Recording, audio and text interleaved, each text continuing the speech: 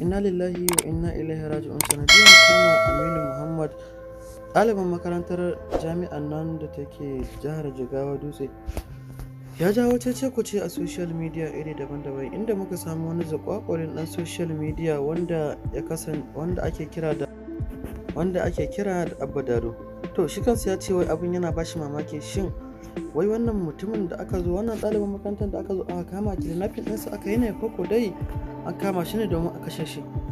To mutane da yawa dai suna ta faɗa abin da yake bakinsu, musamman ma ta ɓangare daban-daban. Yanzu na za mu wallafa muku cikakken bidiyon da Abba Daro ya yi mana domin tabbatarwa da mutane cewa shin wai kama shi aka yi domin a kashe shi ko dai an yi kidnapping ɗinsa ne. Abba Daro, uwar gidan shugaban ƙasa Hajiya Aisha Muhammadu Buhari, ta sa an kama wani bawan Allah mai suna Aminu Muhammad, ɗan kimanin shekaru 18. Ta sa an kama wannan bawan Allah ne, an ɗaure shi na kimanin wata 2 da kwana 20 da wasu 'yan motsi.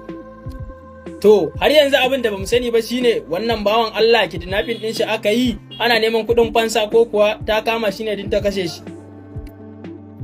To an zaka dai tura ta riga da ta kai bango, domin 'yan social media gaba ɗaya suna ta yaɗa wani farsu, kuma musamman ma 'yan Kannywood gaba ɗaya kowa hankalinsa ya tashi, bangaren Alinuhu da kuma su Adamu Zango, kowa dai hankalinsa ya tashi, suna ta faɗa albarkacin bakinsu.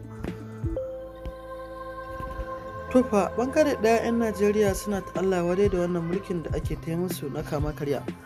A kwanakin baya 'yan Kano suna cewa ana yi musu mulkin kama karya, musamman da gwamna Abdullahi Ganduje ya barwa matarsa ragamar komai. To yanzu haka mutanen da yawa suna ta mika raddi akan Aisha Buhari, inda muka je bangaren shugaban 'yan sandan nan, wato Naja'atu, take cewa ita fa Aisha Muhammadu Buhari ba ita ce take mulkar mu ba, Muhammadu Buhari shine yake mulkar mu, don haka ta tsaya iya matsayinta na ita mace ta matarsa, amma kar da ta sake sawa a kama wani ko a daki wani. Sannan kuma a halin yanzu ma da ake ciki ba a ma san inda yaron yake ba, domin an je an kai shi wani guri gunda ba kowa ne ya san inda yake ba, in banda duka da azabtarwa babu abin da ake masa. Inna lillahi wa inna ilaihi raji'un. Dan Allah dan Annabi, idan wannan shine zuwan ku na farko wannan channel din tamu, ku daure ku danna mana alamar subscribe, ku danna mana alamar like. Za mu ci gaba da kawo muku sababbin labarai iri daban-daban tun daga faɗin duniya har zuwa ƙasarmu Najeriya.